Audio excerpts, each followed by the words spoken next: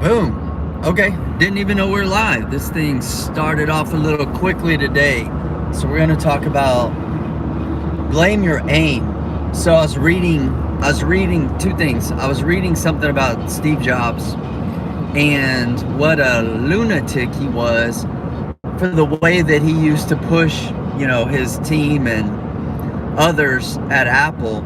And just coincidentally, I was going through my garage and I got an old filing cabinet in there, and I got this thing I printed out a long time ago from P.T. Barnum, and it said men suffer far too much. Men suffer from imagining too little than too much. Sorry, I'm notorious for butchering quotes. But it said men suffer from imagining too little than too much. You suffer because you're imagining or you're thinking small rather than thinking big. Your suffering's coming from there. You're afraid to fail. You're afraid of fear. You're afraid of the uncertainty that you have, all these things. And if you're getting a incredibly just lackluster, if you're creating like a lackluster business, a lackluster life, a lackluster relationship, a lackluster body, it's because of your aim. Like, you're most likely getting what you're aiming for. Think about that. You're most likely you're getting what you're aiming for. Okay, so the way God has wired us, we have this just this incredible ability that our thoughts, our words, our beliefs will manifest themselves. Our life, our business, what we create is just a manifestation of the stacking of our stories, which is our truth, over and over and over again to create reality. So you're creating what wait for. So why not aim higher? Steve Jobs, the dude was a freaking nut, all right, in certain ways, but in a good way, he was a genius. And he was a lunatic at times. And there's all these stories, right? You heard all Steve Jobs stories about, there's basic certain launches. Hey, we need 2 or 3 more weeks to get this done. Get this done by next. And he's like, well, what's the difference in 2 weeks and 1 week? We need it done in a week. Believe in you, you can make it happen. There's stories of people saying, certain things are impossible, and they were just fired. That's it, you're fired. He did not allow self-limiting doubts and all that kind of stuff because he knew it was poison. He knew it was poison. He knew it could infiltrate the team. And he just didn't allow those thoughts to come into his mind. I mean, hell, they ran him out of Apple in the mid-'80s because when he was talking about going to the consumer retail market and all this kind of stuff, and they thought he was crazy and nuts, and obviously he was right. So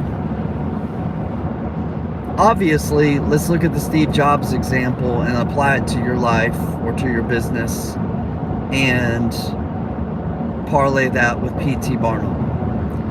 Where are you imagining too little rather than too much? And how do you begin, number one, to think bigger and imagine bigger? Begin imagining more. So you just start by going there. Let your thoughts kind of go there. Your thoughts have been there before, but let them go there. Don't worry about the how, but you need to figure out what it is that you want. You're gonna have to attach a vision to it, and then you're gonna have to apply work ethic.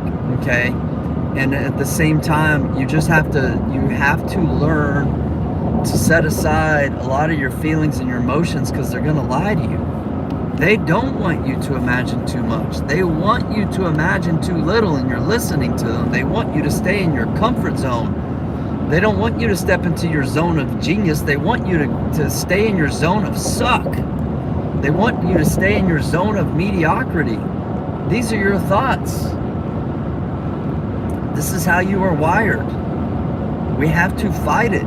We have to battle it, my friends. We're not naturally going to be Steve Jobs or P.T. Barnum. These are incredibly unique individuals, but they've left maps. They've left mindset maps for us to borrow from and leverage in our own lives.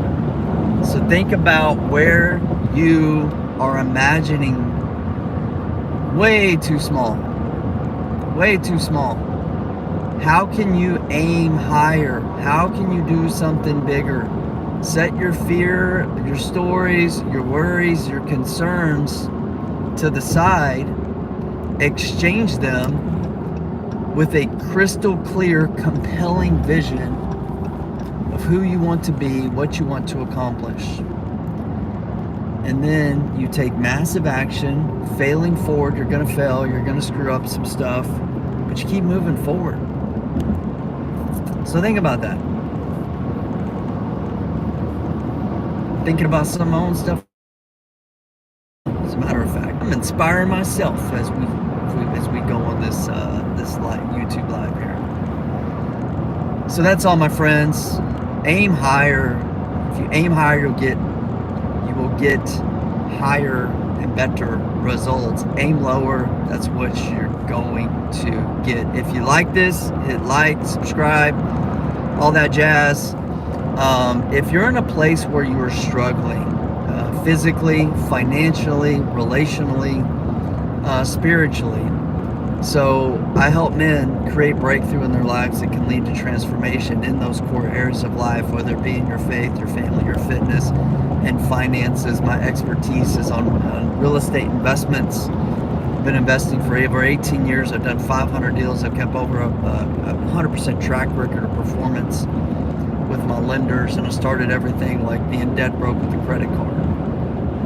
So I figured a few things out on the business side of the world with my investment companies, being able that, to say that I